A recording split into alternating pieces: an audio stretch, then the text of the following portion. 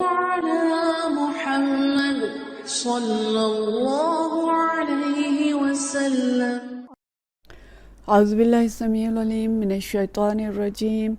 بسم اللہ الرحمن الرحیم والصلاة والسلام علی رسولہ الکریم. اما بعد، کتاب الجمعہ، اور آج اس میں جو باب ہم پڑھیں گے اس کا عنوان ہے الانصات یوم الجمعۃ والامام یخطب، کہ جمعہ کے دن خاموشی اور توجہ سے امام کے خطبہ کو سننے کا بیان. معذرت خواہ ہوں، میرا گلا خراب ہے، تھوڑی سی شاید آپ کو کچھ مشکل ہو سننے میں. حدیث لانے سے پہلے جو قول لاتے ہیں امام بخاری، فرماتے ہیں وَإِذَا قَالَ لِصَاحِبِهِ أَنصِتْ فَقَدْ لَغَا، کہ جس نے اپنے ساتھی سے کہا خاموش ہو جاؤ تو اس نے لغو کام کیا. وقال سلیمان والنبی صلی اللہ علیہ وسلم، حضرت سلیمان بن فارسی نبی کریم صلی اللہ علیہ وسلم سے فرماتے ہیں یونصت اذا تکلم الامام، کہ جب امام خطبہ دے رہا ہو تو ہر شخص خاموش رہے. یعنی اس حدیث کا جو مطلب ہے آگے جو ہم پڑھیں گے کہ دوران خطبہ جمعہ والے دن بالکل خاموش بیٹھنا چاہیے.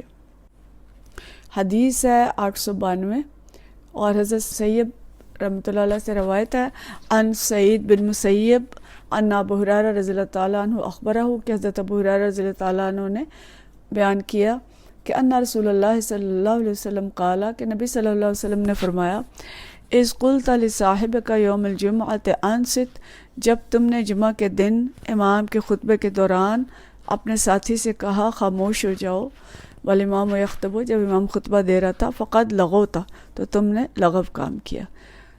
یعنی خطبہ جمعہ کے درمیان اتنی خاموشی ضروری ہے کہ کوئی شخص اگر بات کر رہا ہے تو اس کو دوسرا یہ بھی نہیں کہے گا کہ خاموش ہو جاؤ، اور اگر ظاہر ہے وہ کہے گا تو وہ بھی بول رہا ہے، وہ بھی غلط کام کر رہا ہے.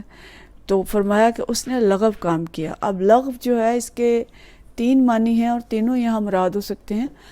پہلا اس کا معنی ہے بے فائدہ کام، یعنی امر بالمعروف اور نہی عن المنکر اگرچہ مفید کام ہے، لیکن خطبہ جمعہ کے دوران اگر کوئی یہ کام کرتا ہے کسی کو خاموش کرانے کے لیے، یہ سمجھ کے زبان کھولتا ہے کہ اس سے ثواب ہوگا، تو اس کا یہ خیال لغو ہے، باطل ہے، بے فائدہ ہے، اور اس کو کوئی فائدہ اور ثواب نہیں ہوگا اس کو خاموش رہنا چاہیے.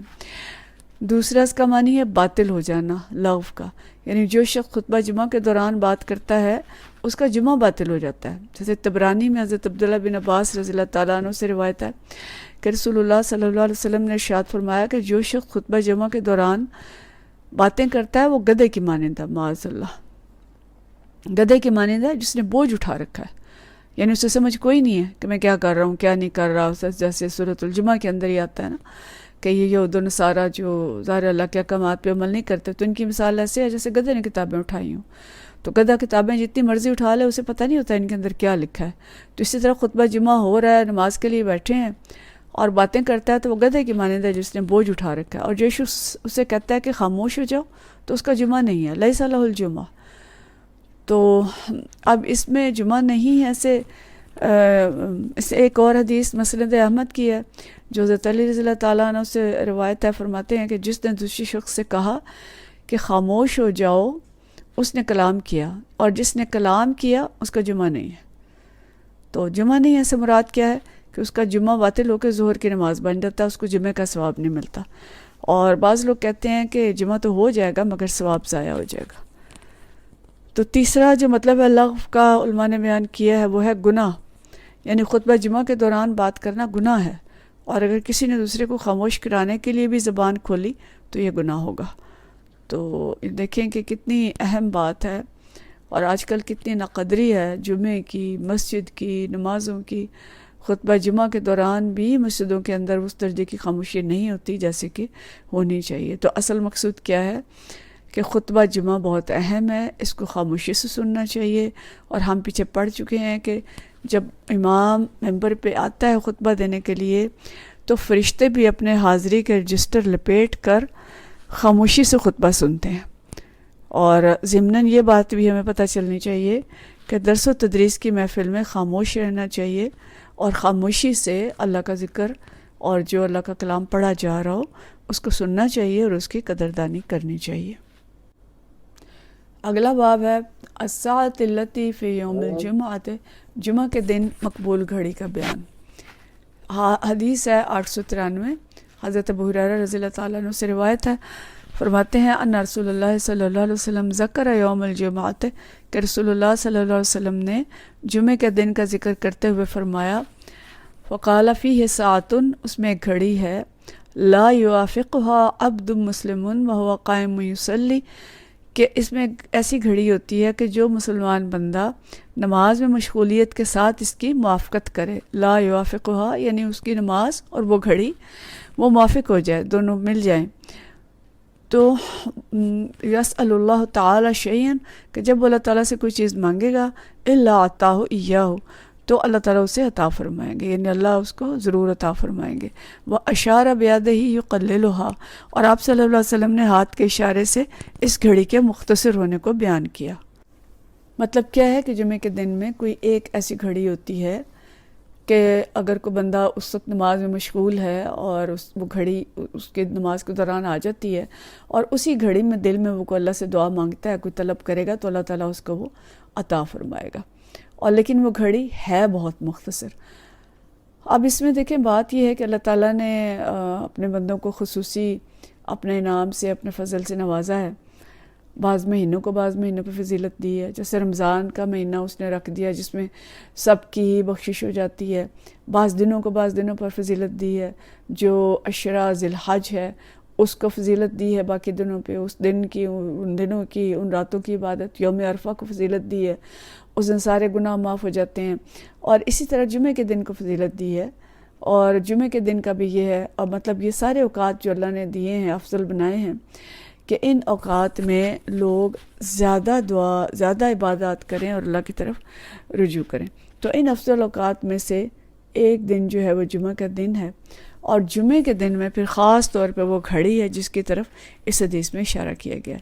لیکن اس گھڑی کو اللہ تعالیٰ نے مخفی رکھا تاکہ لوگ اس گھڑی کی زیادہ سے زیادہ جستجو کریں اور زیادہ ذکر اور عبادت کریں جمعے کے دن۔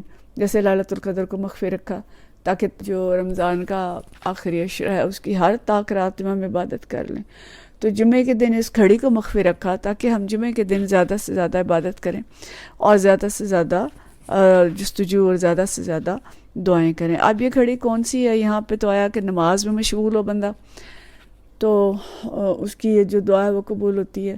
تو اس کے بارے میں بہت سارے اقوال ہیں، جس میں سے 2 اقوال جو ہیں وہ زیادہ راجح ہیں کیونکہ ان کی تائید جو ہے صحیح حدیث سے ہوتی ہے۔